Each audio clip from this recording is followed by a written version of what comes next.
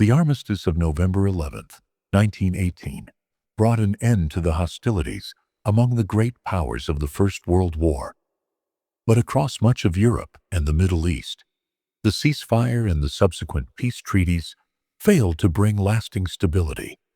The collapse of the German, Austro-Hungarian, Ottoman, and Russian empires left a volatile power vacuum, one ripe for political violence and upheaval.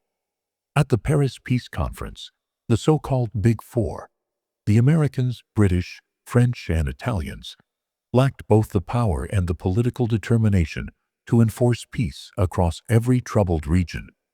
The outcome was a series of bitter regional conflicts, conflicts that would plunge millions into ruin, reshape national borders dramatically, and continue to spark debate to this very day. By early 1919, Central Europe was in chaos, with the central question focused on the future of the Kingdom of Hungary. After the collapse of Austria-Hungary in November 1918, Hungary had experienced a Bolshevik revolution, establishing the Hungarian Soviet Republic in March. Border disputes quickly escalated, leading to clashes with Czechoslovakia, Yugoslavia, and Romania in April. The Allies, particularly the French, managed to curb the violence, but no clear solution appeared in sight. By early May, foreign troops still patrolled Hungary's contested frontiers, and Bolshevik leader Bela Kun's fragile coalition of committed Reds and reluctant nationalists was teetering on the edge. To the east, Romania grew increasingly anxious about being trapped between Soviet Hungary and Bolshevik Russia. Bucharest's insistence on a military line along the Tisza River, beyond the agreed demarcation, tested the patience of the Big Four to its limits. No party was satisfied, and it seemed inevitable that tensions would erupt again. Though the Romanian advance halted at the Tisza on May 1st, the Hungarian leadership feared another coordinated attack from three sides, just as had occurred in April. So they resolved to act first. After careful deliberation, they rejected an assault on the heavily fortified Romanian positions along the Tisza. Attacking the Yugoslavs in the south was also impossible due to the presence of French forces in the region. This left only one option for success: an offensive northward against Czechoslovakia, the weakest opponent. Yet, the Hungarian command was divided on the strategy.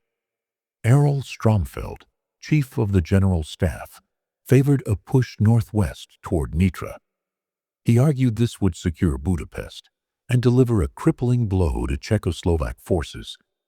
But the commander-in-chief, Vilmos Berm, alongside most other leaders, supported a northeast advance toward Košice. This strategy aimed to split Czechoslovak and Romanian forces, paving the way for further operations against the Romanians from the Chap area. Stromfeld's order of the day, issued on May 26, stated, "For political and economic reasons, headquarters has decided to strike the inner flank of Czech-Romanian forces, first to defeat the Czechs, and then, after crossing the Tisza, to engage the Romanians." Hungarian Reds also hoped to gain prestige by linking up with Bolsheviks in Ukraine, securing the revolution's future in Central Europe. Unknown to them, the changing fronts of the Russian Civil War would render this goal impossible. On May 30th, the offensive commenced between Lučenec and the Tisza River. Facing the Hungarian Red Army were weak Czechoslovak units, commanded by French and Italian officers who failed to coordinate effectively. The Czechoslovak forces retreated in confusion. By June 5th, Hungarian troops approached Košice. Yet, within days, the attack was halted. Despite battlefield success, political pressures forced Bela Kun's hand. The Big Four in Paris issued another ultimatum in June, demanding all belligerents return to previously agreed demarcation lines. Both sides had ignored prior Allied demands, but this time the Hungarians understood that the Romanians would also need to withdraw east of the Tisza. Bela Kun agreed to trade gains in the north for territory in the east, mirroring the Bolshevik strategy in Brest-Litovsk, 1918. But challenges persisted. Kun's support for creating a Slovak Socialist Republic in mid-June provoked controversy. His goal was to spread the revolution and buy time. Yet many officers and soldiers were more concerned with returning territories to Hungary than creating a revolutionary state. Morale deteriorated, and Böhm resigned. Revolts erupted in Budapest and Sopron in early June, and a Hungarian-backed Bolshevik coup attempt in Vienna failed. On June 28th, Kun agreed to relinquish conquered lands, signing an armistice. On July 6th, Peter Augustin formalized the agreement for the Hungarian Soviet Republic, noting in his diary, "I signed the armistice to support Austria and establish a Soviet system there. French General Midhauser is unaware of our weakened Red Army. Hence, we surrendered extensive territories in Upper Hungary." Yet, the Romanians remained firm at the Tisza, having not been consulted by the Big Four regarding withdrawal. They protested to the French, who refused to pressure their ally. Romania, a cornerstone in French strategy to contain Bolshevik Russia, had a history of defying French instructions. Hungary erupted in turmoil, and the communist government faced immense pressure. Their foreign policy had failed, and domestic support crumbled rapidly. As the Hungarian Soviet Republic teetered, the Big Four continued negotiations in Paris. Throughout May and June, the Big Four struggled to devise a coherent Central European policy. Much of their attention remained on negotiating the treaty with Germany. A British journalist noted after meeting David Lloyd George and President Wilson, "It was clear the Big Four had barely considered countries east of Germany, preoccupied with the principal offender rather than minor states." The Big Four desired to halt fighting to clarify borders, but feared a union of Hungarian and Russian Bolsheviks might ignite further revolution. They grew frustrated as regional powers ignored repeated requests to cease hostilities. David Lloyd George remarked bluntly, "They are all small brigand peoples, intent only on seizing territory." The Big Four's ability to enforce their will was limited, even with the French army of the Danube nearby. The Allied public had no appetite for another distant war. As the U.S. military representative in Budapest observed, "If the three great powers could have deployed armies immediately to troubled areas, things might have been different." But the Supreme Council lost prestige, as a steady stream of ultimatums had no effect on Romania. Chimasso stated he would support full military intervention only if the U.S. and UK joined, but neither was willing. President Wilson asked Lloyd George and Chimasso how Romanian troop movements could be stopped, but the French offered no solution. Allied political and military leaders often disagreed. Chimasso backed Romania, but remained cautious, remembering Romania had concluded a separate peace with the Central Powers in 1918, before re-entering the war on November 10th. Generals Franch Desperet and Bertilo urged Romania to attack and destroy the Hungarian Soviet Republic, creating a secure anti-Bolshevik corridor. General Bertilo even called Romania the best French colony in the world. Yet Clemenceau criticized this aggressive stance. Romania faced its own difficult choices that summer. Should they finish off Hungary or hold back? Since their April victory, confidence in their military had grown. But the Bolshevik threat from Russia remained. Lenin demanded Romania relinquish Bessarabia and Bukovina. There was an advantage in allowing a weak, isolated Hungarian Soviet Republic to survive, as it had no external support. The Romanian king agreed to withdraw troops if the Allies promised intervention in case of a future Hungarian attack. But no such guarantee was offered. Prime Minister Brătianu defended his position to the Big Four. "I fear you are not fully informed of the Romanian army's role and Hungary's provocations." The April fighting had achieved nothing, and diplomatic efforts had made no progress. By mid-July, Romania remained divided, and the Hungarian Bolsheviks were on the verge of collapse. Bela Kun faced a dilemma.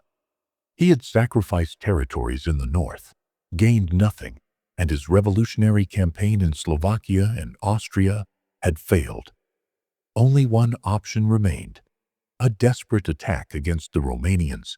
On July 12th, the Hungarian Soviet Republic ordered universal conscription and redirected forces eastward, forming the Army of the Tisza. The offensive was timed to coincide with a planned European general strike on July 21st, protesting intervention in Hungary.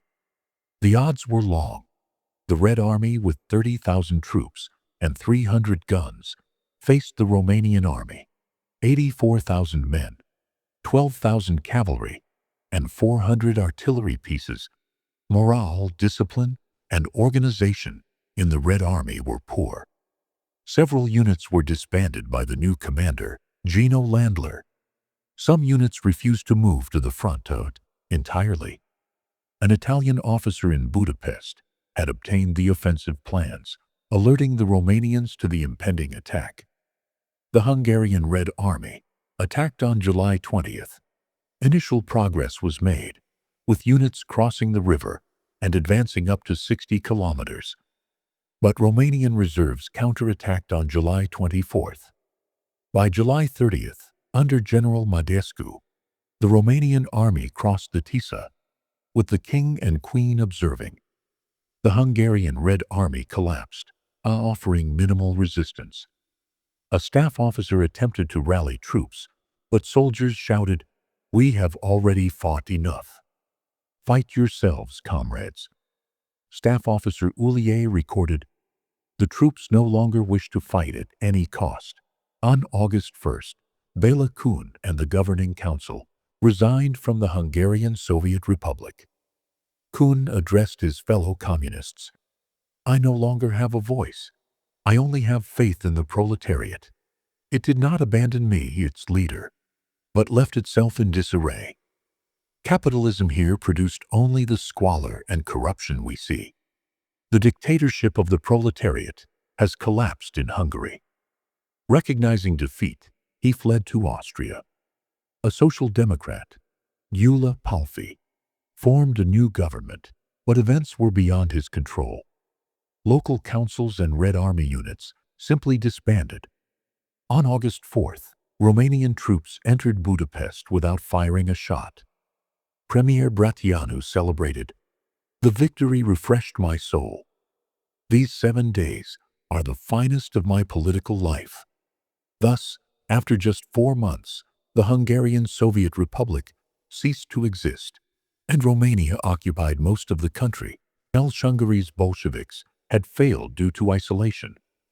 The dream of joining Bolshevik Russia collapsed, and revolutionary efforts in Austria and Czechoslovakia failed. Hungary alone stood no chance against neighboring armies, especially with unclear military objectives and desperate attacks. Internal support evaporated.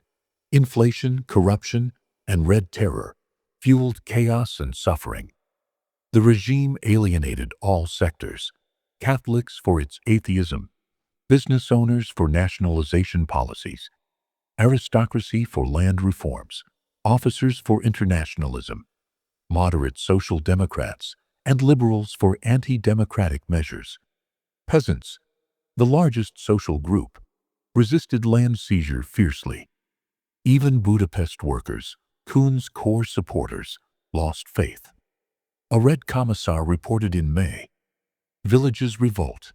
To restore order, real battles are necessary. Where peasants cannot rebel openly, they tolerate our rule with suppressed rage. Workers are not ready for sacrifice." Instead of a functioning Soviet regime, most of Hungary was now under Romanian occupation. The August armistice demanded disarmament and submission to occupation. 40,000 Red Army troops became prisoners of war. Romania demanded reparations, locomotives, rail cars, farm machinery, riverboats, wheat, and military equipment for 30,000 men. The Allies formed a commission to oversee occupation and disarmament, but Romania had no representation, and tensions with the French ran high. Romania justified its actions as recompense for wartime losses. Polish envoy Baron Jan Sobek condemned the occupation as barbaric and destructive. By November, Romania withdrew to the peace conference borders on November 14th. The vacuum allowed anti-Bolshevik groups to step in. Hungarian exiles in Vienna formed a Vienna Committee, hoping to restore the monarchy. In French-occupied Saget, another anti-Bolshevik faction organized under French protection, led by Count Gyula Karoliu, with ties to radical right-wing groups. They merged and appointed Miklos Horthy as Minister of War, planning elections and a constitutional government, while forming a national army by June. With limited French support, Horthy commanded the National Army, consisting of 3,000 men, along with paramilitary militias. These forces enacted the White Terror, targeting both former Reds and Jewish communities, resulting in 1,000 to 3,000 deaths by 1921.